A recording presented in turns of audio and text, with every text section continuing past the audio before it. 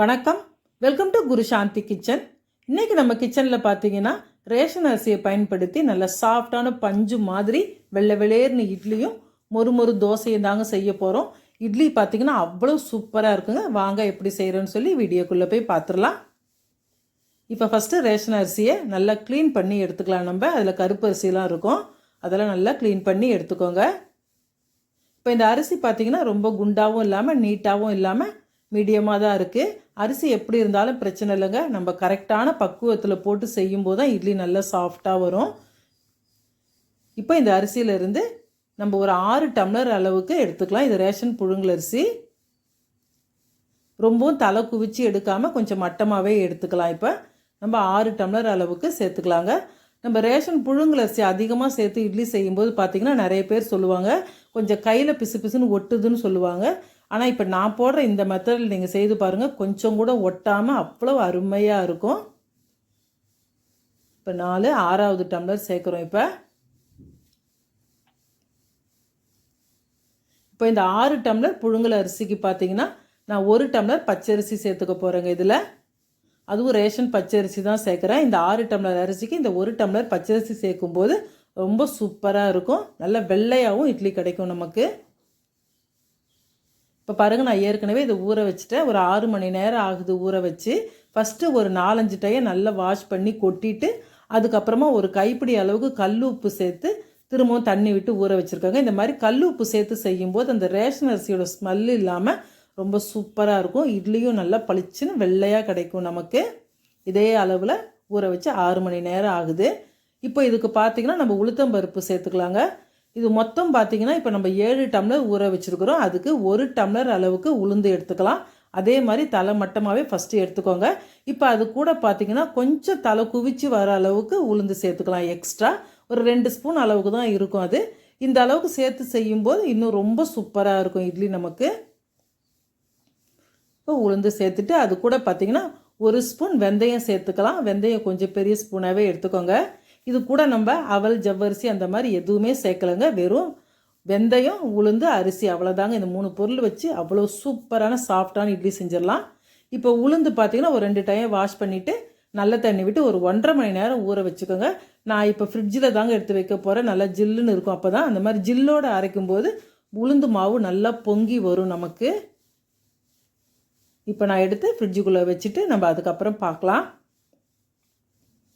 பாருங்கள், இப்போ கரெக்டாக உளுந்து 1.5 மணி நேரம் ஊறி இருக்குது. அரிசி 8 மணி நேரம் ஊறி இருக்குது.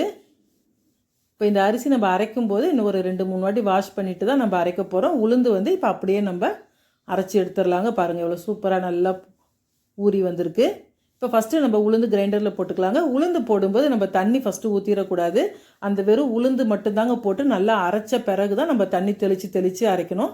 அந்த உளுந்தில் இருக்கிற தண்ணியோடவே அரைப்பட்டுரும் அப்படியே. இப்போ நல்லா அரைச்சிட்டு காமிக்கிறேன் பாருங்கள். நல்லா அந்த ஜில்லோடு அரைக்கும்போது மாவு நல்லா பொங்கி வரும் நமக்கு. ஒரு 20-25 நிமிஷத்துலேயே நம்ம உளுந்து மாவு ரெடி ஆகிடும். இப்போ மாவு எடுத்து வச்சுட்டு நம்ம அடுத்தது அரிசி சேர்த்துக்கலாம். பாருங்கள், இப்போ நான் ஒரு 2-3 டைம் வாஷ் பண்ணி கொட்டிட்டு நல்ல தண்ணி விட்டுருக்கிறேன். அரிசி அரைக்கும்போது பார்த்தீங்கன்னா ஃபஸ்ட்டு கிரைண்டரில் தண்ணி சேர்த்துக்கோங்க. ஏன்னா அரிசி அந்த கல்லுக்குள்ளே போய் சிக்கிடுச்சுன்னா நம்ம அரைக்கிறதுக்கு ரொம்ப கஷ்டமாக இருக்கும். அதுலேயும் ரேஷன் அரிசி பார்த்திங்கன்னா தண்ணி ரொம்பவே இழுக்கும். அதனால் நல்லா தண்ணி விட்டு அரைச்சி எடுத்துக்கலாம். பாருங்கள், இப்போ ரவையை விட கொஞ்சம் லேசான குருணை மாதிரி அரிசி மாவை அரைச்சி எடுத்துடலாம். இப்போ 2 மாவுமே நல்லா உப்பு போட்டு கரைச்சி நான் 2 பாக்ஸில் ஊற்றி வச்சுருக்கிறேன். இது குறைஞ்சது ஒரு 8 மணி நேரம் புளிச்சாதாங்க இட்லி நல்லா வரும். இப்போ இருக்கிற கிளைமேட்டுக்கு பார்த்திங்கன்னா ஒரு 10 மணி நேரம் புளிச்சா கூட ஓகே தான். இப்போ காலையில் பார்க்கலாம் நம்ம. பாருங்கள், இப்போ நான் 1 பாக்ஸ் மாவு தான் எடுத்துருக்கிறேன். எவ்வளோ சூப்பராக நல்லா வெள்ளை மாவு பொங்கி வந்திருக்குது பாருங்கள். எப்போவுமே மாவு பார்த்திங்கன்னா உளுந்து மாவு மேலே வந்துடும், அரிசி மாவு கீழே ஸ்டோர் ஆகிடும். அதனால் நல்லாவே அடியோடவே கிண்டி எடுத்துக்கோங்க. இப்போ இந்த மாவு பார்த்திங்கன்னா இவ்வளோ கெட்டியாக இருக்குது. இதே அப்படியே எடுத்து ஊற்றினோம்னா உங்களுக்கு இட்லி கல்லாக தான் வரும். நம்ம காஃபிலாம் குடிப்போம் பார்த்திங்களா, அந்த அளவுக்கு 1 டம்ளர் தண்ணி இதில் சேர்த்து நல்லா மிக்ஸ் பண்ணிவிட்டு இட்லி ஊற்றுனீங்கன்னா நல்லாவே சாஃப்டாக இருக்கும். இப்போ நான் கொஞ்சம் தண்ணி சேர்த்து தான் இப்போ இட்லி ஊற்றிருக்கிறேன். இப்போ இட்லி தட்டில் லேசாக எண்ணெய் தடவிட்டு நம்ம இட்லி ஊற்றி வேக வச்சு எடுத்துக்கலாம். குறைஞ்சது ஒரு 8 நிமிஷமாச்சும் வெந்தாதாங்க இட்லி நல்லா வெந்து வரும். இப்போ இது அப்படியே வேகட்டும். நம்ம தோசைக்கு மாவு ரெடி பண்ணிக்கலாம். இப்போ பாருங்கள், இந்த மாவு நான் எடுத்து போடும்போதே உங்களுக்கு தெரியும் நான் எந்த அளவுக்கு தண்ணி மிக்ஸ் பண்ணி இட்லி ஊற்றிருக்கிறேன்னு சொல்லி. இப்போ ஒரு 3லேருந்து 4 கரண்டி மாவு எடுத்துருக்கிறேன். அதில் கொஞ்சமாக இந்த குழிக்கரண்டி அளவுக்கே தண்ணி சேர்த்து நம்ம தோசைக்கு மாவு ரெடி பண்ணிடலாம். இது கம்மியான மாவுன்றதுனால நான் இந்த அளவுக்கு தண்ணி சேர்த்துருக்குறேன். நீங்கள் அதிகமாக எடுத்திங்கன்னா அதுக்கேற்ற மாதிரி சேர்த்து நல்லா தோசை மாவு பதத்துக்கு மிக்ஸ் பண்ணி ரெடியாக எடுத்து வச்சுக்கோங்க. இப்போ ஒரே மாவில் நம்ம இட்லியும் தோசையும் சூப்பராக ரெடி பண்ணிட்டோம். பாருங்கள் எவ்வளோ சூப்பராக இட்லி வெள்ளை வெளேர்னு வெந்திருக்குது பாருங்கள். நல்லா பஞ்சு மாதிரி இருக்குதுங்க. இதை கண்டிப்பாக ரேஷன் அரிசினே சொல்ல மாட்டாங்க, நம்மளே சொன்னால் தான் தெரியும். எந்த ஸ்மெல்லும் கிடையாதுங்க. நல்லா சூப்பராக இருக்குது இட்லி.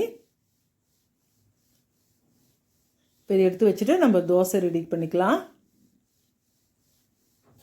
இதே பக்குவத்தில் செய்திங்கன்னா கொஞ்சம் கூட பிசு பிசுப்பு இல்லாமல் கையில் ஒட்டாமல் ரொம்பவே அருமையாக வரும் இட்லி. இப்போ தோசைக்கல்ல லேசாக எண்ணெய் பூசிட்டு கொஞ்சமாக தண்ணி தெளிச்சிட்டிங்கன்னா தோசை எடுக்கிறதுக்கு ஈஸியாக இருக்கும் நமக்கு.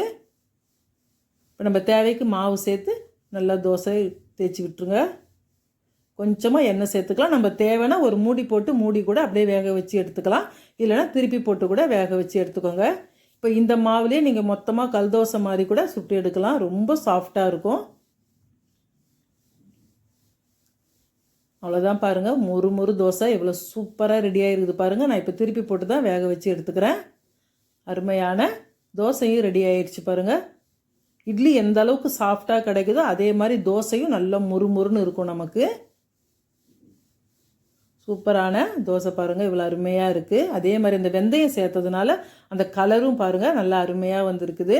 இப்போ நான் அடுத்த தோசையும் சுட்டு எடுத்துருக்கேன் பாருங்கள். சூப்பரான ரேஷன் அரிசிலேயே இட்லியும் தோசையும் ரொம்ப அருமையாக ரெடி ஆகிருக்கு. இந்த இட்லி பார்த்திங்கன்னா நல்லா நைட்டு வரைக்கும் கூட உங்களுக்கு அது காயவே காயாதுங்க. நல்லா சாஃப்டாகவே இருக்கும். நம்ம அப்படியே மூடி வச்சிட்டோம்னா போதும், மறுநாள் காலையில் கூட சாப்பிட்லாம். லேசாக சூடு பண்ணி சாப்பிட்டுக்கலாம் மறுநாள் சாப்பிட்றதா இருந்தால். அவ்வளவு சாஃப்டாக இருக்குங்க இந்த இட்லி. கண்டிப்பாக இதே மாதிரி மிஸ் பண்ணாமல் ட்ரை பண்ணிவிட்டு கமெண்ட் பண்ணுங்கள். லைக் ஷேர் பண்ணுங்கள். இந்த வீடியோ பிடிச்சிருந்தா மறக்காமல் நம்ம சேனலுக்கு சப்ஸ்கிரைப் பண்ணிக்கோங்க. சாஃப்டான பஞ்சு மாதிரி இட்லி அருமையாக ரெடியாக இருக்குது பாருங்கள். நன்றி.